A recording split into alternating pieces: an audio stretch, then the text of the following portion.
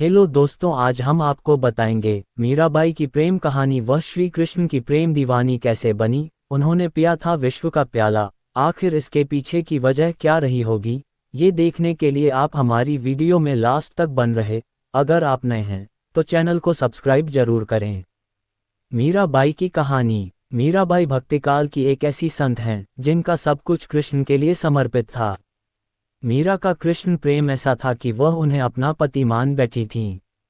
भक्ति की ऐसी चरम अवस्था कम ही देखने को मिलती है। आइए जानें मीराबाई के जीवन की कुछ रोचक बातें।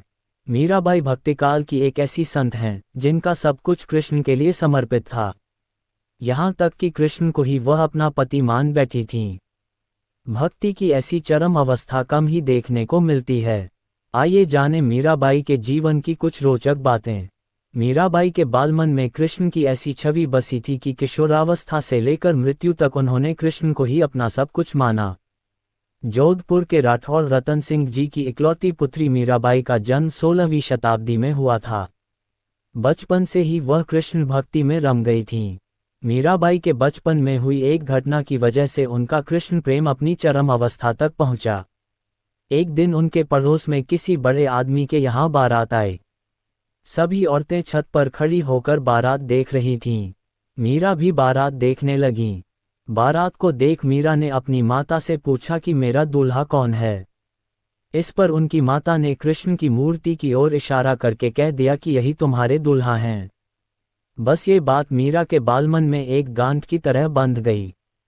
बाद में मीराबाई की शादी महाराणा सांगा के पुत्र भोजराज, जो आगे चलकर महाराणा कुंभा कहलाए, से कर दी गई। मीरा ने गुरु के बारे में कहा है कि बिना गुरु धारण किए भक्ति नहीं होती। भक्तिपूर्ण इंसान ही प्रभु प्राप्ति का भेद बता सकता है। वही सच्चा गुरु है। स्वयं मीरा के पद से पता चलता है कि उनके गुरु रैदास थे। इस शादी के लिए पहले तो मीराबाई ने मना कर दिया, लेकिन जोर देने पर वह फूट फूट कर रोने लगीं। शादी के बाद विदाई के समय वे कृष्ण की वही मूर्ति अपने साथ ले गईं, जिसे उनकी माता ने उनका दूल्हा बताया था। ससुराल में अपने घरेलू कामकाज निबटाने के बाद मीरा रोज कृष्ण के मंदिर चली जाती और कृष्ण की पूजा करती, उनकी मूर्ति के सामने गाती और नृत्य करती। उनके ससुराल वाले तुलजा भवानी यानी दुर्गा को कुलदेवी मानते थे। जब मीरा ने कुलदेवी की पूजा करने से इनकार कर दिया तो परिवार वालों ने उनकी श्रद्धा भक्ति को मंजूरी नहीं दी। मीराबाई की नंद उदाबाई ने उन्हें बदनाम करने के लिए उनके खिलाफ एक साजिश रची। उसने राणा से कहा कि मीरा का किसी के साथ गुप्त प्रेम है और उसने मीरा को मंदिर में अपने प्रेमी से बात करते देखा है। राणा कुंभा अपनी बहन के साथ आधी रात को मंदिर गया। वह मंदिर का दरवाजा तोड़कर अंदर पहुंचा और देखा कि मीरा अकेले ही कृष्ण की मूर्ति के सामने परम आनंद की अवस्था में बैठी मूर्ति से बातें कर रही थीं और मस्ती में गा रही थीं। राणा मीरा पर चिल्लाया, मीरा, तुम जिस प्रेमी से अभी बातें कर रही हो, उसे मेरे सामने लाओ। मीरा ने जवाब दिया, वह सामने बैठा है, मेरा स्वामी ज्ञानचोर, जिसने मेरा दिल चुराया है, और वह समाधि में चली गईं। इस घटना से राणा कुंभा का दिल टूट गया, लेकिन फिर भी उसने एक अच्छे पति की भूमिका निभाई और मरते दम तक मीरा का साथ दिया। हालांकि मीरा को राजगद्दी की कोई चाह नहीं थी, फिर भी राणा के संबंधी मीरा को कई तरीकों से सताने लगे। कृष्ण के प्रति मीरा का प्रेम शुरुआत में बेहद निजी था, लेकिन बाद में कभी कभी मीरा के मन में प्रेमानंद इतना उमड़ पड़ता था कि वह आम लोगों के सामने और धार्मिक उत्सवों में नाचने गाने लगती थीं। वे रात में चुपचाप चित्तौड़ के किले से निकल जाती थीं और नगर में चल रहे सत्संग में हिस्सा लेती थीं। मीरा का देवर विक्रमादित्य, जो चित्तौड़गढ़ का नया राजा बना, बहुत कठोर था। मीरा की भक्ति, उनका आम लोगों के साथ घुलना मिलना और नारी मर्यादा के प्रति उनकी लापरवाही का उसने कड़ा विरोध किया। उसने मीरा को मारने की कई बार कोशिश की। विवाह का मतलब यही है कि आप एक इंसान के लिए अपनी हर चीज समर्पित कर दें, अपना शरीर, अपना मन और अपनी भावनाएं। आज भी कई ईसाई संप्रदायों में नन बनने की दीक्षा पाने के लिए लड़कियां पहले जीसस के साथ विवाह करती हैं। यहाँ तक कि एक बार उसने मीरा के पास फूलों की टोकरी में एक जहरीला सांप रख कर भेजा और मीरा को संदेश भिजवाया कि टोकरी में फूलों के हार हैं। ध्यान से उठने के बाद जब मीरा ने टोकरी खोली तो उसमें से फूलों के हार के साथ कृष्ण की एक सुंदर मूर्ति निकली। राणा का तैयार किया हुआ कांटों का बिस्तर भी मीरा के लिए फूलों का सेज बन गया जब मीरा उस पर सोने चली। जब यातनाएं बर्दाश्त से बाहर हो गईं, तो उन्होंने चित्तौड़ छोड़ दिया। वे पहले मेड़ता गईं, लेकिन जब उन्हें वहां भी संतोष नहीं मिला तो कुछ समय के बाद उन्होंने कृष्ण भक्ति के केंद्र वृंदावन का रुख कर लिया। मीरा मानती थी कि वह गोपी ललिता ही हैं, जिन्होंने फिर से जन्म लिया है। ललिता कृष्ण के प्रेम में दीवानी थीं।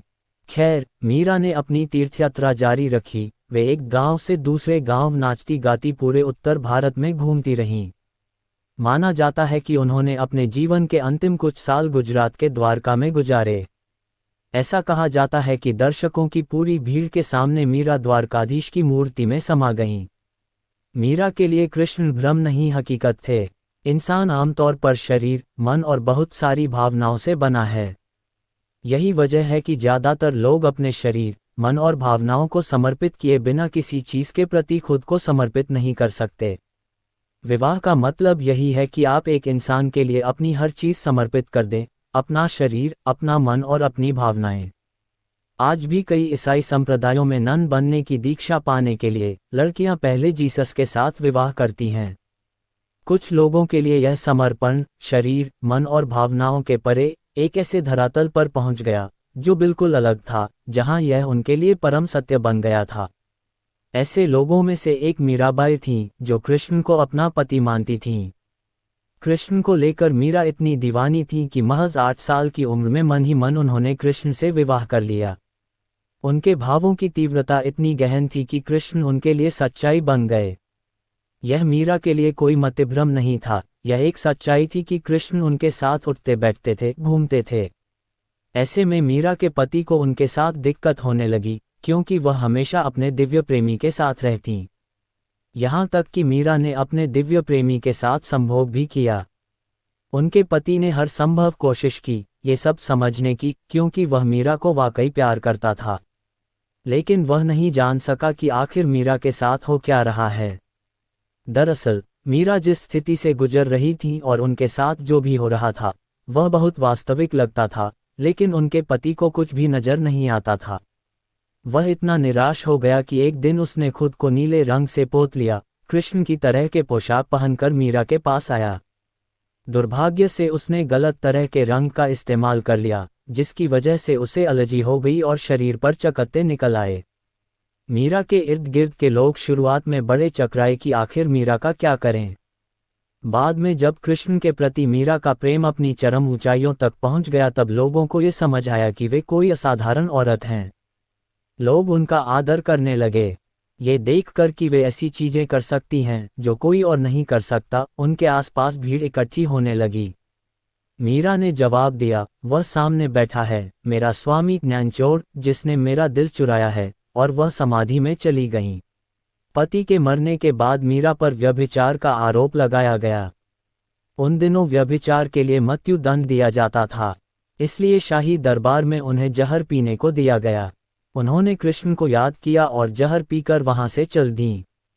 लोग उनके मरने का इंतजार कर रहे थे, लेकिन वह स्वस्थ और प्रसन्न बनी रहीं। इस तरह की कई घटनाएं हुईं। दरअसल भक्ति ऐसी चीज है जो व्यक्ति को खुद से भी खाली कर देती है। जब मैं भक्ति कहता हूं तो मैं किसी मत या धारणा में विश्वास की बात नहीं कर रहा हूं। मेरा मतलब पूरे भरोसे और आस्था के साथ आगे बढ़ने से है। तो सवाल उठता है कि मैं भरोसा कैसे करूं? आप इस धरती पर आराम से बैठे हैं, ये भी भरोसा ही है। ये गोल धरती बड़ी तेजी से अपनी धुरी पर और सूरज के चारों ओर घूम रही है। मान लीजिए अचानक ये धरती माता उल्टी दिशा में घूमने का फैसला कर लें, तो हो सकता है कि आप जहां बैठे हैं वहां से छिटक कर कहीं और चले जाएं। आप नहीं जानते आप कहां पहुंचेंगे। तो आप आराम से बैठें, मुस्कुराएं, दूसरों से बातें करें। इन सब के लिए आपको बहुत ज़्यादा भरोसे की ज़रूरत है। लेकिन ये सब आप अनजाने में और बिना प्रेम भाव के कर रहे हैं। इस भरोसे को पूरी जागरूकता और प्रेम के साथ करना सीखिए। यही भक्ति है। ये सृष्टि जैसी है, उस पर वैसे ही भरोसा करते हुए अगर आपने जागरूकता और प्रेम के साथ यहाँ बैठना सीख लिया, तो यही भक्ति है। भक्ति कोई मत या मान्यता नहीं है। भक्ति इस अस्तित्व में होने का सबसे खूबसूरत तरीका है। कृष्ण की दीवानी मीरा कौन थी जो पी गई विष का प्याला? मीराबाई, ऐसी भक्त जिसका सब कुछ श्री कृष्ण के लिए समर्पित था। किशोरावस्था से लेकर जीवन के अंतिम समय तक मीरा ने कृष्ण को ही अपना सब कुछ माना। जानते हैं मीराबाई के जीवन से जुड़ी रोचक बातें। भक्त कैसा हो और भक्ति कैसी होनी चाहिए, इसका उत्तम उदाहरण है मीराबाई। बचपन में उनके साथ एक ऐसी घटना हुई जिसके बाद किशोरावस्था से लेकर मृत्युकाल तक मीरा ने श्री कृष्ण को ही अपना सब कुछ मान लिया और उनका स्मरण करते हुए ही उनमें समा गई। मीराबाई के बारे में कितना जानते हैं आप? केवल श्री कृष्ण भक्त। मीरा श्री कृष्ण की भक्त तो थी ही, लेकिन श्री कृष्ण से जुड़ने और श्री कृष्ण में ही समा जाने की अवधि में मीरा के साथ कई रोचक घटनाएं हुई जिसके बारे में आपको जरूर जानना चाहिए। तभी आप मीरा की भक्ति को जान पाएंगे और समझ पाएंगे। कौन थी मीराबाई? मीराबाई केवल एक नाम नहीं है, उनकी भक्ति, तरंग, आस्था और श्रद्धा की गरिमा है। मीराबाई का जन्म संवत 1504 विक्रमी में मेड़ता में राजा रतन सिंह के घर पर हुआ। मीरा जोधपुर के राठौर रतन सिंह जी की इकलौती पुत्री थी। राजपूताना जाति में जन्मी मीराबाई का घर से बाहर जाने पर कठोर प्रतिबंध हुआ करता था, लेकिन बचपन में मीरा के साथ ऐसी घटना हुई जिसके बाद वह श्री कृष्ण के प्रति पूरी तरह से समर्पित हो गई। 8 साल की उम्र में श्री कृष्ण को पति मान बैठी मीराबाई। जब मीराबाई 8 साल की थी तब मोहल्ले में एक बारात को आता देख मीराबाई ने अपनी माँ से पूछ लिया कि मेरा दूल्हा कौन है। उनकी माँ ने मीराबाई की बाल जिज्ञासा को शांत करने के लिए कह दिया कि तेरे पति श्री कृष्ण हैं। इस घटना के बाद से ही मीराबाई ने श्री कृष्ण को अपना सब कुछ मान लिया और उनकी भक्ति में लीन हो गई। वह श्री कृष्ण की मूर्ति को नहलाती, नए वस्त्र पहनाती, भोजन का भोग लगाती, गीत गाती और नाचा करती थी। किशोरावस्था में मीरा श्री कृष्ण को अपना पति मान बैठी थी, इसलिए तो मीरा कृष्ण भक्ति में लीन होकर हमेशा गाया करती थी। किससे हुआ मीराबाई का विवाह? मीराबाई का विवाह महाराणा सांगा के पुत्र भोजराज से हुआ, जो आगे चलकर महाराणा कुंभा कहलाए। शादी के पहले दिन ही मीरा ने अपने पति से कह दिया कि उनके पति केवल श्री कृष्ण हैं। लेकिन महाराणा कुंभ को मीरा की ये बात केवल परिहास लगी। हालांकि धीरे धीरे श्री कृष्ण के प्रति मीरा की भक्ति देख उन्हें भी विश्वास हो गया कि मीरा श्री कृष्ण की दीवानी है। मीरा शादी के बाद भी श्री कृष्ण की भक्ति में लीन रहने लगी थी।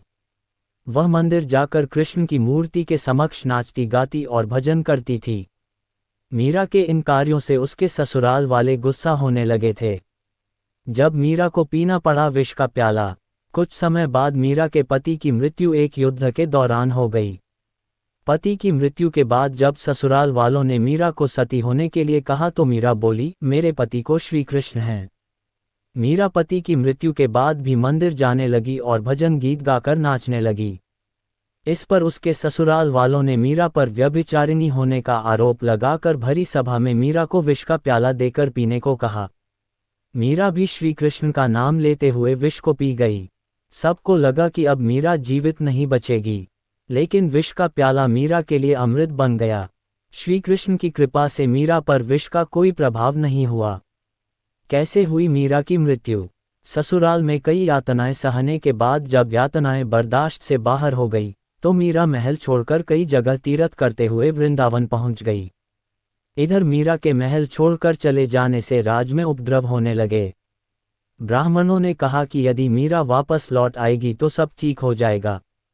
मीरा की खोज के लिए 2 सैनिक भी भेजे गए थे। उन्होंने मीरा को साथ लौटने की विनती की, लेकिन मीरा ने मना कर दिया।